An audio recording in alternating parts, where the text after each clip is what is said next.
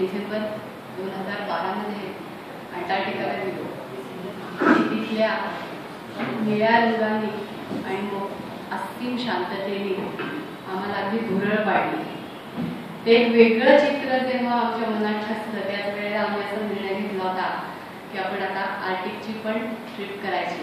त्यामुळे त्यांच्या संपर्कात राहून या जून ते 10 ते 20 या दरम्यान आम्ही आर्टिकमध्ये जायचं ठरवलं. तेव्हा आम्ही त्यांना असं सांगितलं की आम्हाला निसर्ग आणि प्राणी असं दोन्ही बघण्याची इच्छा आहे. जिथे असं दोन्हीचा सांगड होईल अशा ठिकाणावरून जाण्याची तुम्ही व्यवस्था करा. त्यामुळे अलास्कन आर्टिक किंवा फिनलँड ग्रीनलँड या न जाता आम्ही स्वालबार्ड स्पिट्झबर्ग या ठिकाणी अराउंड स्पिट्झबर्ग अशी ही दामल्यांच्या सजेशननुसार ट्रिप निवडली.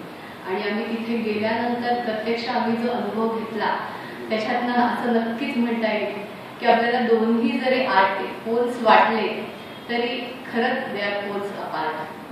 ते अशासाठी की आपण जेव्हा अंटार्क्टिकामध्ये जातो त्यावेळेला तिथे आपल्याला आईसबर्ग दिसतात, पेंग्विन्स दिसतात, व्हेल्स दिसतात, पक्षी वेगवेगळे दिसतात.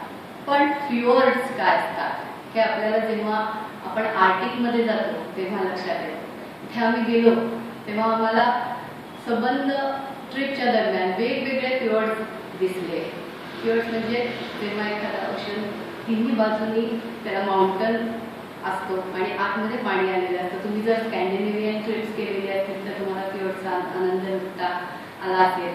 नाहीतर ते एक वैशिष्ट्य आहे त्या भागातलं. तिथलं जर आपण बघितलं तर तिथल्या दोन्हीकडे आपल्याला बर्फ दिसतात पण रॉक्स जे दिसतात ते दोन्ही ठिकाणचे अत्यंत वेगवेगळे आहेत. असं आपण हिस्ट्री बघितली दोन्ही प्रदेशाची तर लक्षात येतं की आर्टिकमध्ये फार पूर्वीपासून त्यांना मार्बल किंवा मार्बलसाठी मायनिंग करण्याचा प्रयत्न व्हेलिंग इतकाच प्रामुख्याने झालेला आहे. त्यामुळे तिथे मार्बलसाठी खूप वेळा प्रयत्न करण्यात आले आणि मायनिंगसाठी पण खूप वेळा प्रयत्न करण्यात आले. तिथे त्या साईट्स काही आम्ही व्हिजिट केल्या. तिथलं मार्बल अत्यंत चांगलं जरी नसलं म्हणजे ठिसूळ असतं ते वेगळ्या कारणाने. ते तिथे आम्हाला असलेल्या तज्ज्ञांनी का त्याचं कारण ते सांगितलं. पण त्याच्यामुळे ॲपिअरन्सला आलेला वेगळेपणा हे आपल्याला नक्कीच लक्षात येतो. अंटार्क्टिकामध्ये जेव्हा आपण चालतो तेव्हा आईसवरनं चालताना आपण भक्कमपणे चालू शकतो. पण आर्टिकमध्ये गेल्यानंतर लक्षात येतं की तिथलं वैशिष्ट्य असतं की आपण जेव्हा समरमध्ये जातो तेव्हा तिथलं आईस विरघळलेलं असतं बऱ्याच प्रमाणात आणि तिथे व्हेजिटेशन असतं जे तंद्रा ते आपल्याला बघायला मिळतं. त्या मार्शी एरियाजमधनं आपल्याला चालायला लागतं. त्यामुळे आपण डॅम्प एरियामधनं चालताना कसं अनुभवतो तसं आपल्याला तिथे अनुभव येतो.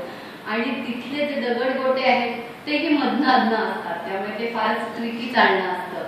ते आपल्याला अनुभवायला वेगळेपणा जेव्हा आपण दोन्हीकडे बघतो त्यावेळेला लक्षात येतं प्रामुख्याने. पण आपल्याला इथून असं वाटतं आहे तिथे बर्फ आहे आणि इथे बर्फ आहे. एकीकडचं बर्फ बघितल्यानंतर आता दुसरीकडे कशाला जायची गरज आहे एवढ्या खर्च करून. तर तसं नाही. तिथे जेव्हा आपण प्रत्यक्ष अनुभवतो तेव्हा आपल्याला लक्षात येतं की तिथे असलेला पोलर बेअर हा आपल्याला साऊथमध्ये भेटत नाही कधीच. आम्हाला आमच्या सुदैवाने पहिल्याच दिवशी एक female polar with her young cups असं दिसले आणि ते आम्हाला लगेच तिथनं आमच्या झोडियाक्समध्ये घेऊन आले जेव्हा त्यांना कळलं की तिथे पोलर बेअर आहे फिरताना. त्यामुळे आमच्या सुरक्षिततेपेक्षा त्याच्याही सुरक्षिततेसाठी त्यांनी आम्हाला लगेच झोडियाकमध्ये बसवलं आणि मग लांब घेऊन गेले आणि लांबनं आम्हाला त्यांना बघता आलं. त्या एवढ्यासाठीच की आता पोलर बेअर्स हे आपल्यावर अटॅक करतील आणि आपल्याला काही होईल ह्याहीपेक्षा पोलर बेअर्स आता हळूहळू कमी होत चालले. त्यामुळे त्यांना डिस्टर्ब करायचं नाही हा त्यांचा मुख्य हेतू असतो. त्यामुळे आपल्याला जी मजा घ्यायची आहे ती मजा आपण त्यांना कुठेही उपद्रव न देता घ्यायची आहे हे आपण लक्षात ठेवून तिथे आपण सायन्सिंग करत असतो. तर हे सगळे बघताना तिथला किंवा काही वेळेला एकदा आम्हाला 4-5 वॉलरसेस बीचवरती नुकतेच पाण्यात येऊन पहुडलेले दिसले. असेही आपण आर्टिकमध्येच बघू शकतो. त्याशिवाय क्लिप्समध्ये पक्ष्यांनी घरटी केलेली बघून तर आपण चकितच होतो.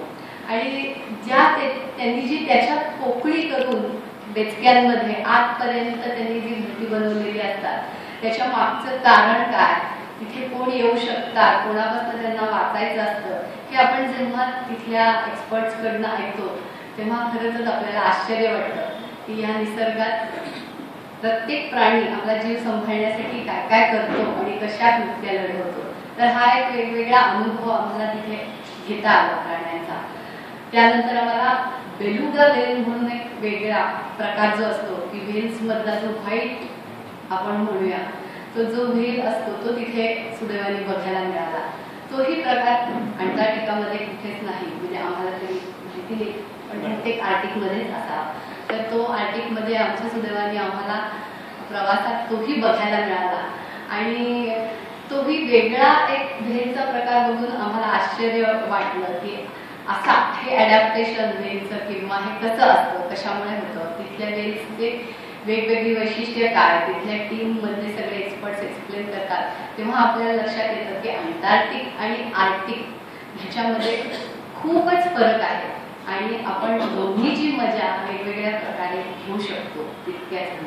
तर प्रत्येकाने खरंच असं इकडे जाऊन आलो म्हणून तिकडे नाही असं ठरवणं, म्हणजे असं म्हणण्याची काहीच गरज नाही. आणि जे कोणी गेले नसतील तर मला तर वाटतं की हा जो खजिना आहे तो आपण लुटला पाहिजे. आपल्याला जेव्हा जर शक्य आहे, खूप लोकांच्या मनात प्रश्न असतो की या वयाला आता मी कधी जाणार, इतक्या लांब कसे, तर तसं काही नाही. तिथे बोटीवर अगदी 80-85 वर्षाची लोकही मजेत सगळ्या ट्रिपचा आनंद घेताना आपल्याला दिसतात. त्यामुळे आपल्याला अशाही शंका घेण्याचं कारण नाही. आणि जेव्हा आपण निसर्गाच्या जवळ जातो तेव्हा अत्यंत ठणठणीत राहतो, असा माझा स्वतःचा अनुभव आहे.